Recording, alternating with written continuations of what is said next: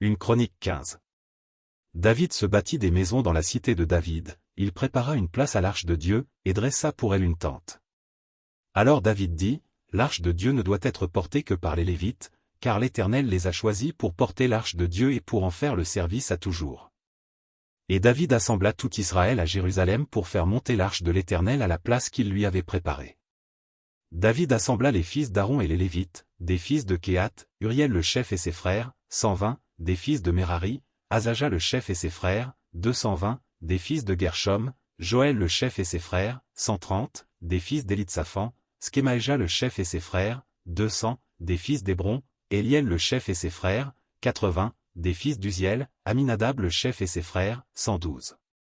David appela les sacrificateurs Tsadok et Abiatar, et les Lévites Uriel, Asaja, Joël, Skemaéja, Éliel et Aminadab.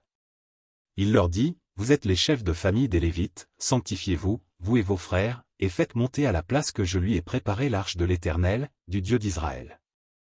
Parce que vous n'y étiez pas la première fois, l'Éternel, notre Dieu, nous a frappés, car nous ne l'avons pas cherché selon la loi. Les sacrificateurs et les Lévites se sanctifièrent pour faire monter l'arche de l'Éternel, du Dieu d'Israël. Les fils des Lévites portèrent l'arche de Dieu sur leurs épaules avec des barres, comme Moïse l'avait ordonné d'après la parole de l'Éternel. Et David dit aux chefs des Lévites de disposer leurs frères les chantres avec des instruments de musique, des luttes, des harpes et des cymbales, qu'ils devaient faire retentir de sons éclatants en signe de réjouissance. Les Lévites disposèrent Héman, fils de Joël, parmi ses frères, Asaph, fils de Bérekia, et parmi les fils de Merari, leurs frères, Étan, fils de Cushaja, puis avec eux leurs frères du second ordre Zacharie, Ben, Jaziel, Skemiramoth, Jeuel, Uni, Eliab, Benaja, Mazéja, Matithia, Éliflé et Mikneja, et Obed-Édom et Jéhiel, les portiers. Les chantres Héman, Asaph et Étan avaient des cymbales d'airain, pour les faire retentir. Zacharie, Aziel, Skemiramoth, Jeuel, Uni, Eliab, Mazéja et Benaja avaient des luttes sur Alamoth, et Matithia, Éliflé, Mikneja, Obed-Édom, Jéhiel et Azazia, avaient des harpes à 8 cordes, pour conduire le chant.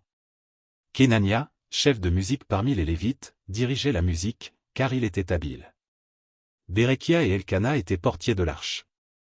Skébania, Josaphat, Nethanil, Amasaï, Zacharie, Benaja et Éliézé, les sacrificateurs, sonnaient des trompettes devant l'arche de Dieu.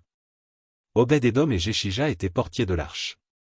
David, les anciens d'Israël, et les chefs de milliers se mirent en route pour faire monter l'arche de l'alliance de l'Éternel depuis la maison d'Obed-Édom, au milieu des réjouissances. Ce fut avec l'assistance de Dieu que les Lévites portèrent l'arche de l'alliance de l'Éternel, et l'on sacrifia 7 taureaux et 7 béliers. David était revêtu d'un manteau de byssus, il en était de même de tous les Lévites qui portaient l'arche, des chantres, et de Kenania, chef de musique parmi les chantres, et David avait sur lui un éphod de lin. Tout Israël fit monter l'arche de l'alliance de l'Éternel avec des cris de joie, au son des clairons, des trompettes et des cymbales, et en faisant retentir les luttes et les harpes. Comme l'arche de l'alliance de l'Éternel entrait dans la cité de David, Michal, fille de Saül, regardait par la fenêtre, et voyant le roi David sauter et danser, elle le méprisa dans son cœur.